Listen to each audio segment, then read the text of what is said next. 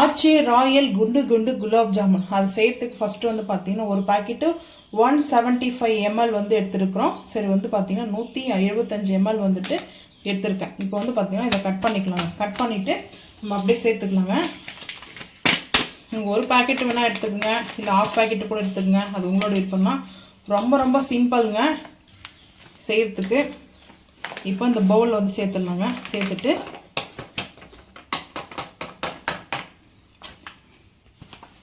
கொஞ்சமாக தண்ணி, இந்த பவுட்ரு இந்த இதிலே வந்துட்டு எடுத்துருக்கேன் இந்த கவர்லே. ஸோ கொஞ்சமாக தண்ணி வந்து சேர்த்து நல்லா மிக்ஸ் பண்ணிக்கலாங்க. கொஞ்சமாக இன்னும் கொஞ்சம் தண்ணி சேர்த்துட்டு மிக்ஸ் பண்ணிக்கலாம். நான் எதுக்காக இந்த ராயல் குலோப் ஜாமுன் ஆச்சியில் வந்து சூஸ் பண்ணிக்கிறேன்னு பார்த்தீங்கன்னா, இதில் ஏலக்காவோடைய ஸ்மெல்லு சூப்பராக இருக்குங்க. ஏலக்காய் அந்த ஸ்மெல்லு பார்த்தீங்கன்னா அவ்வளோ சூப்பராக இருக்கும். இதில் பாதாமும் வந்து மிக்ஸ் பண்ணியிருக்காங்க சொல்லி அதிலே நம்மளுக்கு கொடுத்துருப்பாங்க. ஸோ அந்த அளவுக்கு ஏலக்காவோடைய ஃப்ளவர் வந்து பார்த்தீங்கன்னா அவ்வளோ சூப்பராக இருக்குங்க ஸ்மெல்லு. ஸோ இப்போ நல்லா இதை கொஞ்சம் டைட்னஸாக பால் மாதிரி கொஞ்சமாக தண்ணி சேர்த்து பால் மாதிரி நம்ம திரட்டி எடுத்துகிட்டு பார்க்கலாம் வாங்க. இப்போ பாருங்கள், கரெக்டாக இந்த அளவுக்கு வந்துட்டு நம்மளுக்கு வந்து ரெடி ஆகிடுச்சிங்க. ஸோ இப்போ நம்ம வந்து பார்த்திங்கன்னா நெய் வந்து சேர்த்துக்க போகிறோம். நெய் வந்து லைட்டாக நெய் சேர்த்துட்டோம்னா நம்மளுக்கு அது கரெக்டாக அதை ஒட்டாமல் நம்மளுக்கு வரும். நெய் வந்து ஒரு 1/4 டீஸ்பூன் கொஞ்சம் கூட எடுத்துருக்கேன். அப்படியே சேர்த்துட்டு இப்போது அப்படியே மசாஜ் பண்ணிடலாங்க. இது மேலே மசாஜ் பண்ணிட்டு நல்லா இப்போது திரட்டிக்கலாம். ரொம்ப சூப்பராக இருக்கும்.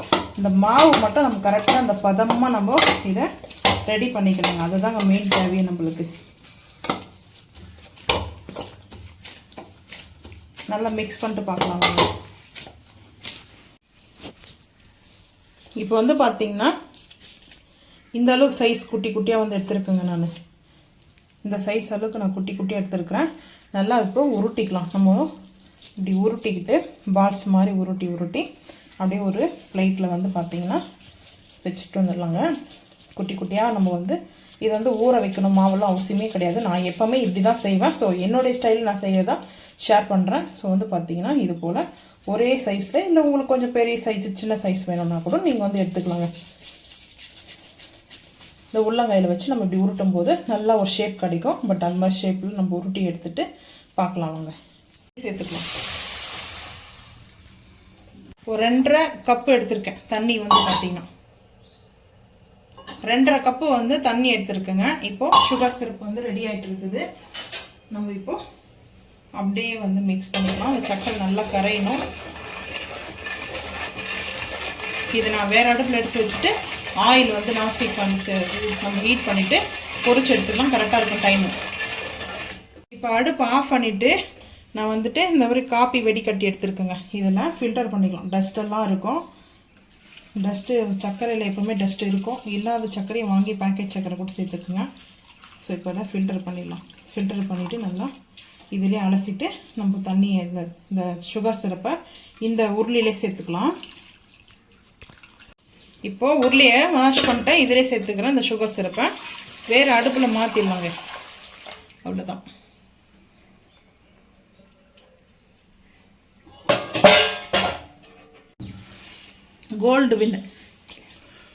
கோல்டு வின்னர் ஆயில் வந்து எடுத்துருக்குங்க. இப்போ அதுதான் வந்து குலாப் ஜாம் பொரிக்கிறதுக்காக குலாப் ஜாம் வந்து ரோஸ்ட் பண்ணி இப்போ அடுப்பு ஆன் பண்ணிட்டுருக்கேன். நான்ஸ்டிக் ஃபேன் வச்சுட்டு கோல்டு வின்னர் ஆயில் வந்து சேர்த்துக்கலாம்.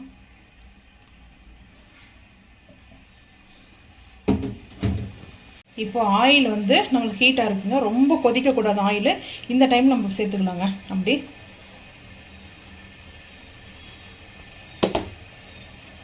ஹீட் இருக்குங்க. இப்போ எல்லாமே சேர்த்துக்கலாங்க.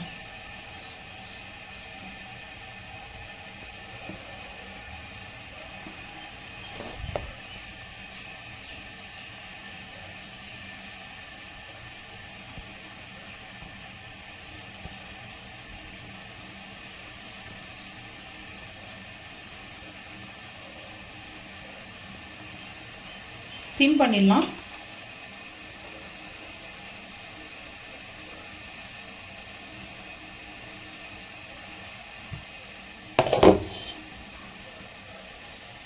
சிம்மில் வந்து பார்த்திங்கன்னா குக் பண்ணிக்கோங்க. ஹை ஃப்ளேம்னா டக்குன்னு வந்து கருப்பாயிடும். மேலே வந்து பார்த்திங்கன்னா அந்த கவர் எல்லாமே குக் ஆன மாதிரி இருக்கும். சென்டரில் நம்மளுக்கு வந்து மாவாகவே இருக்கும். அதனால் சிம் பண்ணி ஸ்லோ ஃப்ளேமில் வச்சு குக் பண்ணுங்கள். ஃபஸ்ட்டு ஆயில் மட்டும் ஹீட்டாக இருக்கும் நம்ம வந்து சேர்க்கும் போது. அவ்வளோதான். இப்போ நம்ம அப்படியே லைட்டாக திருப்பிக்கலாங்க. இன்னும் கொஞ்ச நேரம் கழிச்சு திருப்பிக்கலாம்.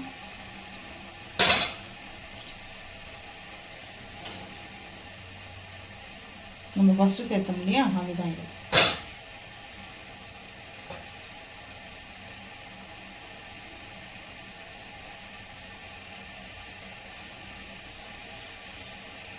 கொஞ்சம் ஹை ஃப்ளேம் பண்ணிக்கலாம்.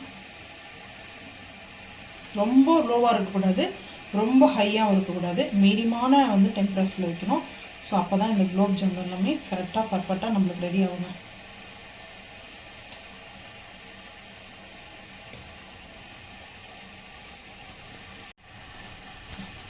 இப்படி நம்ம ரொட்டேட் பண்ணிகிட்டே இருக்கணும்.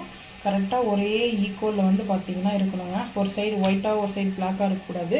அதனால் நம்ம அப்பப்போ இப்படி திருப்பி விட்டுட்டே இருக்கணும். அந்த ஒயிட்டாக இருக்கிறதெல்லாம் நம்ம கவர் பண்ணணுங்க. நல்லா இப்படி நம்ம ரோல் பண்ண மாதிரி திருப்பிகிட்டே இருக்கணும். அப்போ தான் அது வந்து குக் ஆகும். அப்படியே அதே இதில் நம்ம விட்டுட்டோம்னா கரெக்டாக வராது நம்மளுக்கு.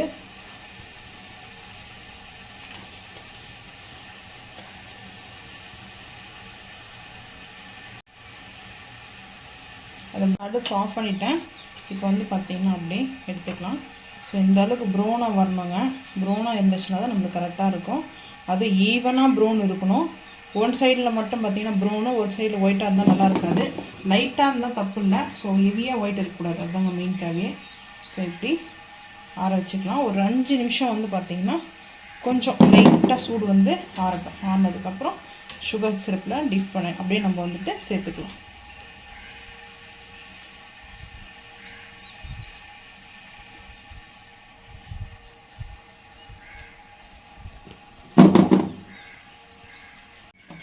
ஒன்று மட்டும் எடுத்து போட்டு பார்க்கலாம். சுகர் சிரப்பில் நல்லா சூடாக இருக்குது. சுகர் சிரப்பு அது எப்படி அப்செட் பண்ணுதுன்னு பாருங்கள்.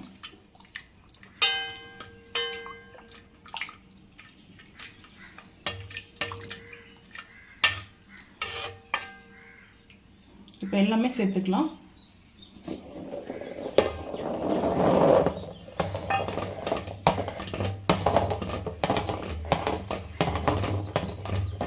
சேர்த்துட்டு கொஞ்ச நேரம் ஓப்பனில் வச்சுட்டு அதுக்கப்புறம் ஒரு மூடி போட்டுடலாங்க, கேப்.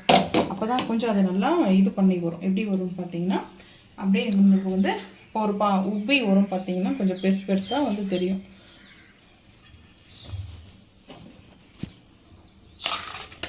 இப்படி நம்ம மிக்ஸ் பண்ணணுங்க. சேர்த்துட்டு உடனே நம்ம ஒரு ஸ்பூன் வச்சு இப்படி பண்ணோம்னா தான் நம்மளுக்கு அது கரெக்டாக இருக்கும். ஸோ இப்போ பண்ணியாச்சுங்க. கொஞ்சம் அது நல்லா இதுவாகட்டும், பார்த்துக்கலாம் வாங்க. அப்புறம் வந்து பார்த்திங்கன்னா நல்லா குலோப் ஜாமுன் சூப்பராக இருக்குதுங்க. இப்போ நான் வந்து ஒன்று கட் பண்ணி வந்து காமிக்கிறேன் பாருங்கள். ஸோ நான் இதை கட் பண்ணி காமிக்கிறேன். எவ்வளோ டேஸ்ட்டாக அருமையாக இருக்குதுங்க. ஸோ நான் வந்துட்டு இந்த பெங்காலி ஸ்வீட்ஸ் டைப்பில் வந்து செஞ்சுருக்கேங்க. டேஸ்ட்டாக அவ்வளோ அல்டிமேட்டாக இருக்குது. சுகர் சிரப்பும் வந்து பார்த்திங்கன்னா ரொம்ப கூடலாம் இல்லை, கரெக்டாக வந்து சரியாக பிடிச்சிங்க.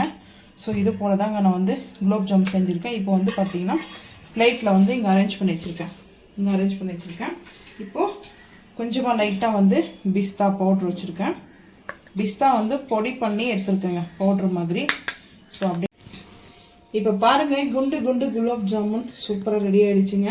நல்லா மேலே வந்து க்ரீன் கலரில் பிஸ்தா பவுட்ரு வச்சுருக்கேன். ஸோ சூப்பராக அழகாக வந்து பார்த்திங்கன்னா ரெடி ஆகிடுச்சிங்க. ஸோ நீங்களும் இதே போல் வந்து செஞ்சு சாப்பிட்டு மறக்காமல் வந்து கமெண்ட் பண்ணுங்கள். ஸோ இந்த வீடியோ பிடிச்சா லைக் பண்ணுங்கள், ஷேர் பண்ணுங்கள், சப்ஸ்கிரைப் பண்ணுங்கள், பெல் ஐக்கான் வந்து கிளிக் பண்ணுங்கள், மறக்காமல் வந்து ஃபாலோ பண்ணுங்கள். அப்போ தான் நம்ம போகிற வீடியோ உங்களுக்கு நோட்டிஃபிகேஷன் வருங்க. பாய்.